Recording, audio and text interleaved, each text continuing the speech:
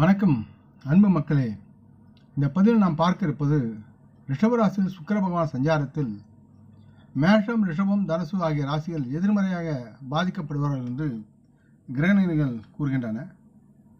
இந்த பதிவில் 2024 மே மாதம் 19ஆம் தேதி நடைபெற உள்ள ரிஷபராசியில் சுக்கிரன் பயிற்சி பற்றி பார்ப்போம். சுக்கிர பகவான் ரிஷபம் மற்றும் துலாம் ஆகிய 2 ராசி அறிகுறிகளை ஆட்சி செய்கிறார். இப்பொழுது சுக்கிரன் மே மாதத்தில் ரிஷபராசிக்கு செல்ல தயாராக உள்ளார். ரிஷபத்தில் உள்ள சுக்கிர பகவான் துலாம் ராசியில் உள்ள சுக்கிரனைப் போலவே மிகவும் நுட்பமானவர் மற்றும் சமமான வலிமையானவர்.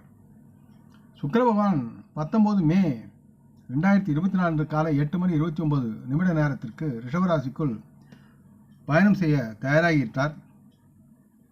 சுக்கிரன் தனது சொந்த ராசியில் இருக்கிறார் மற்றும் பெரும்பாலான ராசிகளுக்கு நல்ல அதிசயங்களையும் செய்யக்கூடிய தன்மையில் அவர் செய்வார். இந்த சஞ்சாரம் சில ராசி மக்களுடைய வாழ்க்கையில் என்னென்ன பலனை தருகிறது என்பதை பற்றி பார்ப்போம். ரிஷபராசி சுக்கிரன் சஞ்சாரம் செய்யும் நேரத்தில் மேஷம், ரிஷபம், தனுசு ஆகிய இந்த 3 ராசி மக்கள் எதிர்மறையாக பாதிக்கப்படுவார்கள் என்று கிரகநிலைகள் கூறுகின்றன. அவை பற்றி பார்ப்போம். மேஷராசி மக்களுக்கு 2வது மற்றும் 7வது வீடுகளில் சுக்கிரன் ஆட்சி செய்கிறார். மேலும் அவர் தற்சமயம் 2வது வீட்டின் மூலம் அவர் தன் தற்போதைய போக்குவரத்து, தற்போதைய பயிற்சி, பயணம் என்பது இவர்கள் சிறந்த நலன்களுக்கு ஏற்ப முடிவெடுப்பதில் சவால்களை ஏற்படுத்தக்கூடிய சூழலில் இருக்கிறார். பொருளாதார நிதி ரீதியாக எதிர்பாராத இழப்புகளும் செலவுகளும் மேலிருந்து இவர்களை சிரமத்தில் உள்ளாக்கும். இது சார்ந்து உயர்ந்த சவால்களை மேஷராசி மக்கள் பெற வேண்டிய சூழலும் இருக்கிறது. மேஷராசி மக்கள் தங்கள் உறவுகளிடம், தங்கள் வாழ்க்கை துணையுடன் கருத்து வேறுபாடுகள் ஏற்பட்டு மனக்குழப்பத்திற்கும் மன சஞ்சலத்திற்கும் ஆளாகக்கூடிய சூழலும் இருக்கிறது. ஆகவே சற்று எச்சரிக்கையுடனும் கவனமுடனும் பொறுப்புணர்ந்து செயல்பட வேண்டிய அமைப்பு மேஷராசி மக்களுக்கு இருக்கிறது என்பதை உணர்ந்து செயல்பட வேண்டும். அடுத்து ரிஷபராசி மக்களுக்கு சுக்கிரன் 1ஆம் வீடு, சொந்த வீடு அல்லது லக்னத்தின் அதிபதியாகி 6ஆம் வீட்டையும் அவர் ஆட்சி செய்கிறார். பொருளாதார நிதி ரீதியாக இந்த பயணத்தின் போது கணிசமான சேமிப்பிற்கு வரையறுக்கப்பட்ட வாய்ப்பு உள்ளது என்றாலும் இவருடைய கடன் சுமையால் சிரமங்களை பெறக்கூடிய சூழலும் இருக்கிறது. ரிஷபராசி மக்கள் தங்கள் உறவுகளில் தங்கள் வாழ்க்கைத்துடன் சில சவால்களை இந்த நேரத்தில் சந்திக்க நேரிடும். அதனால் ரிஷபத்தில் சுக்கிரன் லக்னத்தில் இருப்பதும் 7ஆம் வீட்டை பார்ப்பதும் செவ்வாயின் வீட்டை பார்ப்பதும் திருமணத்திலும் காதலிலும் தடைகளை ஏற்படுத்துவதோடு குடும்பத்திலும் தனிப்பட்ட வாழ்க்கையிலும் இடையூறுகளை ஏற்படுத்தி தம்பதிகளுக்குள் கருத்து வேறுபாடுகளை உருவாக்க காரணமாக இவர் அமர்வார். ஆகவே சற்று நிதானித்து கவனமுடன் குடும்பத்திலும் காதலிலும் தொழில்முறை நண்பர்களோடும் சற்று நிதானித்து பேச வேண்டும் என்று கேட்டுக்கொள்கிறேன். யாரையும் எடுத்தெறிஞ்சு பேசாதீர்கள்.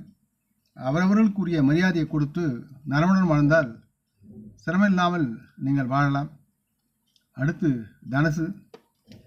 தனுசு ராசி மக்களுக்கு சுக்கிரன் 6ஆம் வீட்டிற்கும் 11ஆம் வீட்டிற்கும் அதிபதியாகி தற்சமயம் ரிஷப ராசிக்கு 6ஆம் வீட்டில் சஞ்சரிப்பதால் தனுசு ராசி மக்களுக்கு மனக்குறைவு அதிகமாக இருக்கும். வாழ்வில் மிதமான முன்னேற்றம் உண்டாகும்.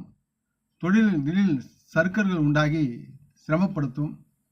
பொருளாதார நிதி ரீதியாக மிதமான லாப ஆதாயங்களை எதிர்பார்க்கலாம். இருப்பினும் இந்த பயணத்தின் போது அதிக செலவுகள் தனுசு ராசி மக்களுக்கு வந்து சேரும்.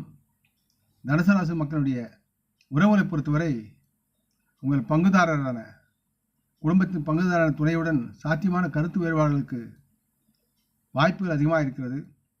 ஆகவே எதையும் எதிர்கொள்ளும் சூழ்நிலையில் நீங்கள் தயாராக இருக்க வேண்டிய சூழலும் சற்று அடுத்தவர் கூறும் கருத்துக்களை செவிமடுத்து அமைதியாக பொறுமையுடன் நிதானமாக பதில் கூறுவது உங்களுடைய வாழ்க்கைக்கு இனிதாக இருக்கும் என்று கிரகநிலைகள் கூறுகின்றன.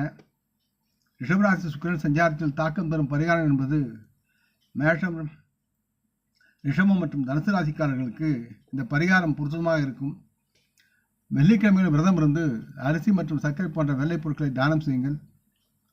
வெள்ளிக்கிழமைகளில் அன்னை லட்சுமி மற்றும் துர்காதேவி, காளி மாதாவை வணங்கி சிவப்பு நிற பூக்களை அவர்கள் பாதங்களில் சமர்ப்பிக்கவும். தினமும் காலையில் மகாலட்சுமி அஷ்டகம் பாராயணம் செய்வது மனதிற்கு இனிமையாகவும் குளிர்ச்சியாகவும் இருக்கும். அதிக வெள்ளை மற்றும் இளஞ்சிவப்பு ஆடைகளை அடிக்கடி அணிந்து நல்ல சுகாதாரத்தை பராமரிக்க முயற்சி செய்யுங்கள். இந்த வீட்டில் உள்ள பெண்களையும் அடுத்துள்ள பெண்களையும் நமஸ்கரியுங்கள். எந்த பெண்களையும் வசைபாடுவதை விட்டொழியுங்கள். அதனால் உங்களுடைய வாழ்க்கை நலமாக இருக்கும். நீங்கள் நினைத்தது வெற்றி பெறக்கூடிய சூழலில் நீங்கள் செயல்படுவீர்கள். ஆக இந்த பதிவை நீங்கள் விரும்பியிருப்பீர்கள் என்று நம்புகிறேன். அப்படி இருந்தால் நீங்கள் இதை உங்கள் நலவிரும்பிகள் பகிர்ந்து கொள்ள வேண்டும் என்று கேட்டுக்கொள்கிறேன். நாம் முன்னோர்களை மனமோந்து போற்றுவோம். இந்த பதிவை லைக் செய்து சப்ஸ்கிரைப் செய்து மற்றவருக்கும் பகிரும் அன்புகள் யாவரும் வளமுடன் நலமாக தேக திடகாத்திர ஆயுள் ஆரோக்கியத்துடன் சகலவிதமான தனதானிய ஆபரான ஐஸ்வர்யனை பெற்று சர்வ காரிய ஜெயத்துடன் வாழ்வாங்க வாழ வேண்டும் என்று இறைவன் பாதம் பணிகிறேன். வணக்கம். நன்றி.